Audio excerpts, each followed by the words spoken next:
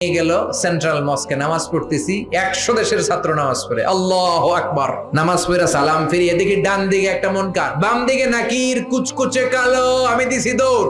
আমাকে যারা রিসিভ করেছে বলল, ভাই মিজান দৌড়াও কেন? আমি কই এরা কারা? কই এরাই তোমার বন্ধু।